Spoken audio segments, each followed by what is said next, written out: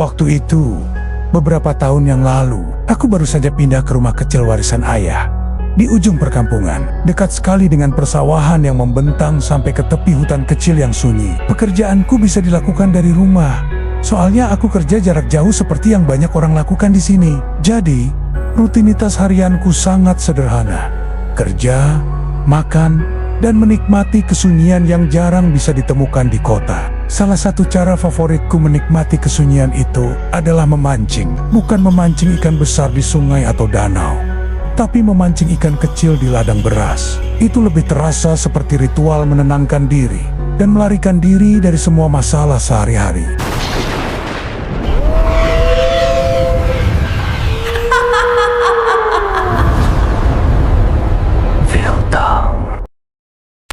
Suatu hari libur, aku memutuskan memancing di persawahan itu. Cuacanya sungguh sempurna. Aku memperkirakan setelah matahari benar-benar tenggelam, langit akan sangat bersih, bulan bundar yang terang, dan bintang-bintang berkelip seperti butiran kristal. Kalau cuaca cerah seperti itu, di perkampungan kami biasanya udaranya sejuk tapi kering. Siang itu, aku menyiapkan joran terbaikku. Joran yang dibelikan ayah dulu saat kita masih sering memancing bersama di danau dekat kota. Dan aku pergi ke toko kelontong kecil di seberang perkampungan untuk mencari umpan terbaik yang bisa aku temukan. Perasaanku saat itu sangat ringan, penuh antisipasi. Malam ini akan menjadi malam keberuntunganku, pikirku. Sekitar jam 8, aku berjalan menyusuri tebing sawah yang ditumbuhi rerumputan tinggi. Lokasi yang aku pilih sebenarnya acak, cuma mencari spot di mana airnya terlihat paling tenang. Setelah menemukan tempat yang pas, aku duduk bersila, menggelar alas kain kecil, dan mulai memasang umpan untuk menghangatkan diri dan mengusir nyamuk. Aku menyalakan api unggun kecil dari ranting kering. Air di sawah memantulkan cahaya bulan dengan indah. Suara jangkrik, katak, dan beberapa burung malam bersahutan seperti orkestra alam yang sempurna. Tak lupa, aku menyeduh kopi hitam dari kaleng instan untuk melengkapi momen ini. Malam itu memang luar biasa. Setiap kali umpan menyentuh air, tidak lama kemudian tali pancingku pasti bergetar. Ikan-ikan yang kudapat ukurannya lumayan. Kantong ikanku cepat sekali terisi. Ini bukan lagi sekadar menenangkan diri. Ini benar-benar keberuntungan. Aku bahkan sudah berhitung, ikan ini bisa dijual besok pagi di pasar mingguan. Uangnya cukup untuk membeli beras untuk makan beberapa hari. Aku terlena dalam aktivitas memancing itu. Perhatianku sepenuhnya tertuju pada riak air kecil di ujung tali pancing. Di tengah keasikan itu, aku melihat ada riak lain, lebih besar, muncul dari tengah persawahan yang agak jauh. Bukan riak yang disebabkan oleh ikan, itu terlalu besar, malah terlalu cepat. Seperti ada seseorang yang melempar batu ke air, tapi jaraknya cukup jauh, dan pandangan mataku terhalang oleh beberapa rumpun padi yang tinggi. Aku berpikir itu cuma aktivitas ikan besar yang melompat, atau mungkin katak yang masuk ke dalam air. Di sawah, hal-hal seperti itu biasa terjadi di malam hari. Jadi, aku mengabaikannya. Toh, riak itu cuma sekali, tidak terulang lagi. Aku kembali fokus pada joranku. Waktu terus merayap melewati tengah malam. Tubuhku mulai terasa kaku. Kantong ikan sudah penuh sekali. Aku memutuskan untuk menyudahi saja. Aku mengemasi semua peralatan, mematikan api unggun dengan menimbunnya dengan tanah basah, dan berjalan kembali ke rumah. Udara sudah mulai sangat dingin. Malam itu terasa lengkap dan sempurna. Keesokan harinya, aku berhasil menjual semua ikan yang kudapat di pasar mingguan. Rasa senang itu membuatku memutuskan untuk kembali memancing malam berikutnya. Sekitar jam 9 malam hari, aku kembali ke lokasi yang sama. Umpan yang sama, joran yang sama, semangatku juga sama. Tapi sejak langkah pertama kakiku menginjak tebing ladang, suasana terasa berbeda. Kalau malam sebelumnya udaranya sejuk tapi kering, malam ini terasa lebih lembab. Dan anehnya, hembusan angin yang menyambutku terasa sedikit panas. Bukan panas yang membakar, tapi panas yang menyesakkan, seolah hawa dingin di sekitarnya tersedot habis. Yang paling membuatku sadar ada yang salah adalah kesunyian di sekitarku. Di malam sebelumnya, suara alam itu riuh dan merdu.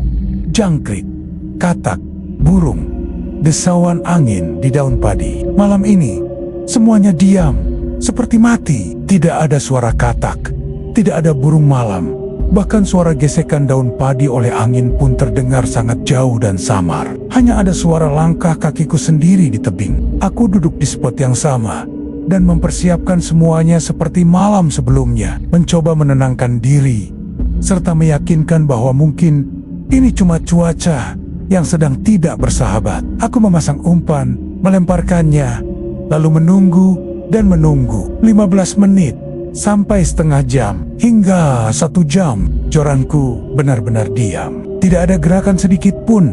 Padahal titik pancingnya sama persis dengan malam kemarin. Airnya tenang, bulan tetap terlihat. Meskipun malam ini sedikit tertutup kabut tipis yang entah datang dari mana. Rasa tidak enak mulai merayap di punggungku. Aku mulai merasa seolah aku sendirian di tengah sebuah ruang hampa yang besar, seperti di tengah lautan yang tidak ada ujungnya. Lalu, riak air itu muncul lagi. Kali ini bukan hanya sekali, terdengar sebuah lemparan. Air terlihat beriak dari persawahan yang sama.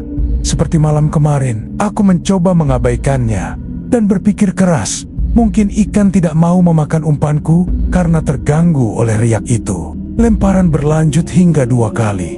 Jaraknya semakin dekat. Aku langsung menoleh, mencoba mencari tahu apakah ada petani lain yang iseng atau orang yang tersesat. Lalu di sana, di antara rumpun padi yang samar, pandanganku terhenti pada sesuatu. Ada sebuah bayangan hitam, samar, tinggi seperti orang dewasa. Bayangan itu bergerak lambat, tapi hal yang membuatku membeku adalah sesuatu di sekitar sosok itu melayang di atas bahunya. Cahaya kuning kemerahan. Itu bukan senter, itu adalah obor. Obor itu tidak dipegang. Obor itu melayang dan bergetar kecil, memancarkan cahaya redup yang hanya menerangi sosok hitam itu saja. Padi di sekitarnya tetap gelap, seolah cahaya itu hanya terbatas pada radius 1 meter dari bayangan tersebut. Sosok itu, bayangan itu, terus bergerak pelan di tepi sawah, menuju ke arahku. Sebuah lemparan yang sangat keras jatuh tepat di sebelah joranku. Airnya memercik sampai ke lutut. Aku tersentak. Refleks berdiri tegak. Jantungku berdebar kencang. Aku mencondongkan badan, mencoba melihat ke dekat joranku, apa yang sebenarnya dilempar oleh bayangan itu. Dan aku melihatnya, benda kecil, berwarna coklat kehitaman, yang dengan cepat tenggelam ke air. Itu adalah siput rawa. Lemparan itu terus berlanjut, semakin cepat, semakin keras, dan semakin dekat, hampir mengenai kepala dan bahuku. Seolah ada seseorang yang marah dan ingin mengusirku secepatnya dari sana. Siput-siput itu menghantam air terus-menerus, menciptakan suara nyaring di tengah kesunyian total yang melingkupiku. Aku akhirnya paham, itu bukan petani atau bukan orang yang cuma iseng. Aku pernah mendengar cerita-cerita dari warga perkampungan. Aku tahu apa itu. Sosok yang berjalan di tepi sawah dengan obor melayang dan suka mengusir orang asing yang masuk ke wilayahnya. Seperti penjaga tanah yang sudah ada sejak lama. Aku tidak berpikir 2 kali. Tidak ada rasa penasaran lagi. Rasa terkejut bercampur dengan hawa panas yang menyesakkan itu membuatku hanya punya satu keinginan, yaitu pergi. Aku mencabut joran, membiarkan tali pancing menggantung. Aku mencengkeram erat kantong ikan yang masih kosong dan alas dudukku. Semua peralatan lain aku biarkan saja tergeletak, tidak peduli dengan semuanya. Lalu aku membalikkan badan dan langsung lari menyusuri tebing, tidak menoleh lagi ke belakang. Suara lemparan keong itu masih terdengar samar di telingaku, mengejarku sampai aku mencapai jalan perkampungan yang beraspal. Saat itu, semua suara alam pun kembali. Jangkrik kembali bersuara. Angin malam kembali terasa sejuk, dan suasana perkampungan yang normal kembali merayap, seolah apa yang aku alami di tepi persawahan itu tidak pernah terjadi.